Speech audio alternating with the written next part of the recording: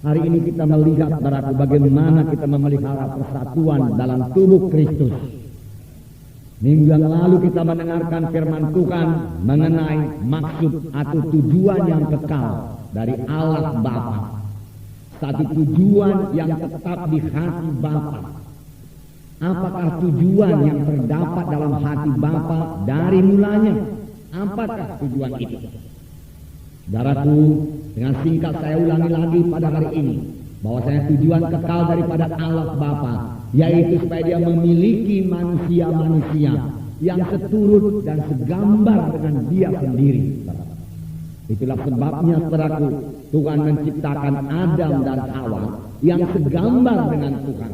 Dan Tuhan sangat memberkati Adam dan Hawa. Tuhan sangat mengasihi Adam dan Hawa. Dan Adam dan Hawa memperoleh hak atau kebebasan untuk memilih dari Tuhan.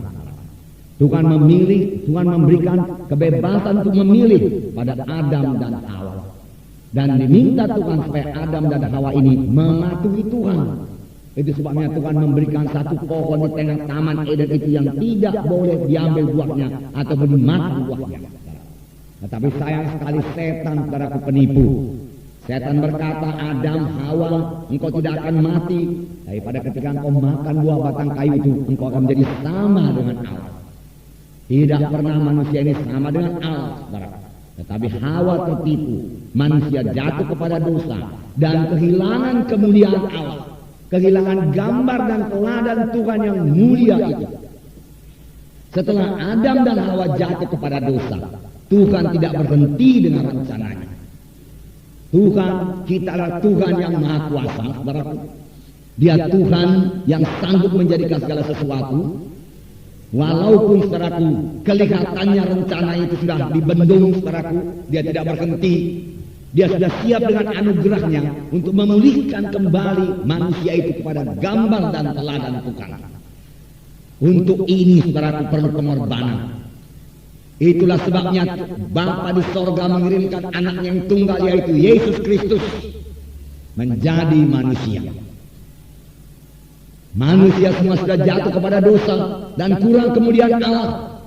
Dan akibat daripada dosa itu jadilah keberatan kepada manusia ini. Jadilah kesusahan kepada manusia ini. Yang dari mulanya bukan kehendak Tuhan. Tuhan menghendaki Adam dan Hawa bahagia. Tuhan menghendaki Adam dan Hawa sehat. Tuhan menghendaki Adam dan Hawa hidup dalam kelimpahan. Demikian juga semua keturunan Adam dan Hawa.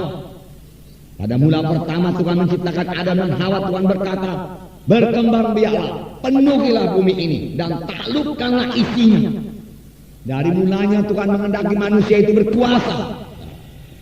Tetapi itu tidak kejadian karena dosa.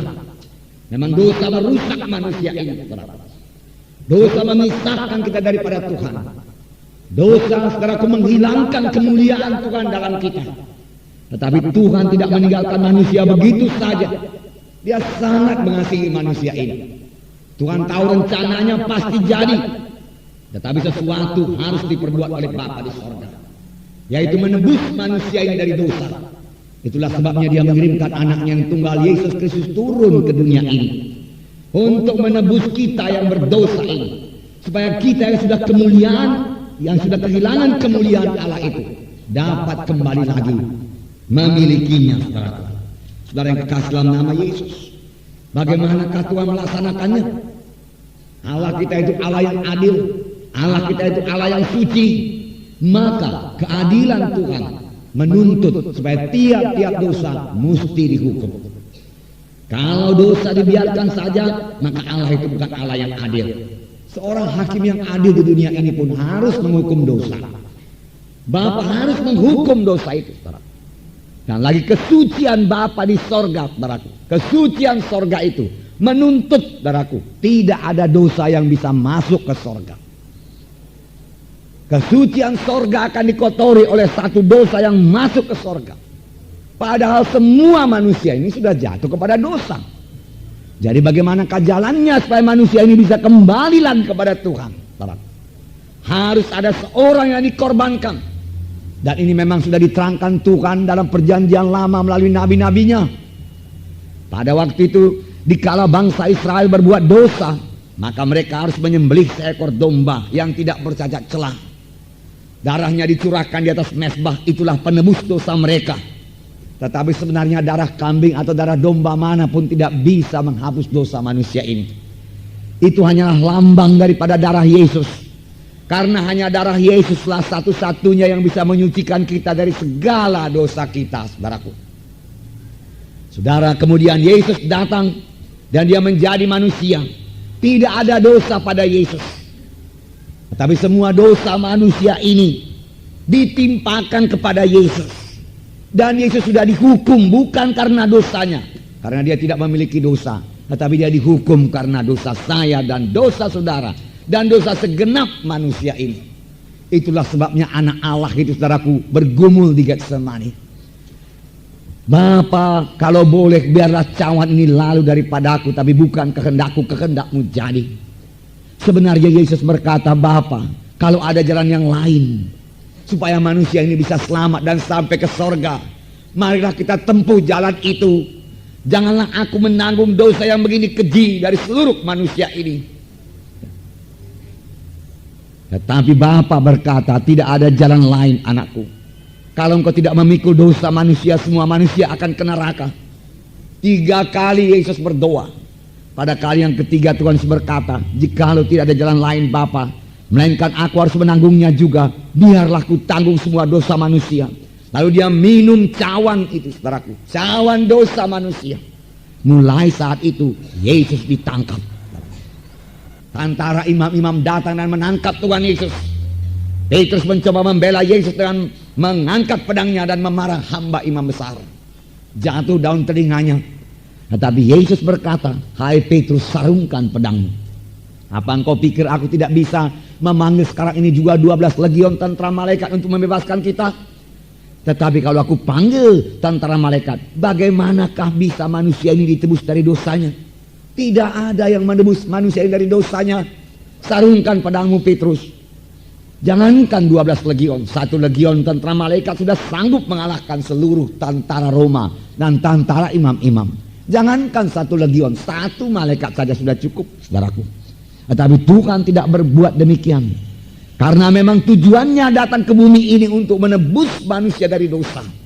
Untuk mengangkat manusia dari kematian rohani. Dan memberikan satu kehidupan rohani kepada manusia itu. Supaya manusia itu kembali segambar dengan Tuhan. Karena itulah tujuan kekal dari Allah Bapa dari mulanya. Supaya manusia itu kembali mulia. Kembali kepada rupa dan teladan Tuhan. Yang kelak dibentuk Tuhan terus. Didewasakan Tuhan terus. Sehingga menjadi pengantin-pengantin Kristus. Menjadi pengantin Kristus. Saudara kekasih dalam nama Yesus. Kemudian Yesus, saudaraku, diadili. Kemudian Yesus, saudaraku, mengangkat salib dari Yerusalem ke Golgota. Di mana tangannya dipaku, kaki dipaku, kepala diberi mahkota duri. Darah merembes, saudaraku, menetes dari seluruh tubuh Tuhan Yesus. Darah yang suci, darah yang tidak berdosa. Apakah gunanya darah ini dicurahkan? Firman Tuhan berkata, kamu ditebus bukan dengan emas dan perak. Emas dan perak tidak bisa menebus kita berapapun banyaknya. Tetapi kamu ditebus dengan darah yang mahal. Darah anak domba atau darah Yesus yang tidak bercacat, tidak bercelah. Yaitu darah Yesus menebus kita. Dan firman Tuhan berkata dalam 2 Korintus 5:21, Yesus telah dijadikan dosa supaya kamu jadi kebenaran di hadapan Tuhan. Inilah berita Injil, saudaraku. Sebab pada waktu Yesus di kayu salib, saudaraku, terjadi perpisahan dengan Allah Bapa. Yesus berteriak, Eloi, Eloi, lama sabachthani. Bapa, mengapa engkau tinggalkan aku? Bapa meninggalkan Yesus karena pada waktu itu, saudaraku, itulah perpisahan yang pertama dan yang terakhir, saudaraku. Mengapa? Karena Yesus sudah dipenuhkan dengan dosa manusia. Tetapi itu tidak lama, saudaraku. Kemudian Yesus berkata, sudah genap. Dan Yesus mengembuskan napasnya di kayu salib di Golgota. Yesus mati. Sudah genap ditanggung oleh Tuhan Yesus semua dosa, apapun besarnya, betapapun merahnya, betapapun kejinya, semua sudah ditanggung oleh Tuhan Yesus. Dan firman Tuhan berkata dalam 2 Korintus 5:21, Yesus telah dijadikan dosa supaya kita jadi kebenaran di hadapan Tuhan. Benar, saudara. Kita dibenarkan bukan karena kebaikan kita. Kita dibenarkan bukan karena kejujuran kita, saudaraku. Bukan. Kita dibenarkan bukan karena apa yang kita capai di dunia ini, saudaraku. Bukan karena sumbangan kita yang banyak kepada gereja. Bukan, saudaraku. Bukan karena kita menolong orang miskin atau orang yatim piatu. Bukan, saudaraku. Semua perbuatan itu baik dan diberkati Tuhan, saudaraku. Tetapi semua perbuatan baik kita itu tidak sanggup, saudaraku, membawa kita kembali kepada rupa dan gambar Tuhan. Apalagi membawa kita kembali kepada hidup yang kekal, saudaraku. Hanya ada satu juru selamat, hanya ada satu jalan ke surga, yaitu Tuhan Yesus Kristus. Tidak ada jalan lain, saudaraku.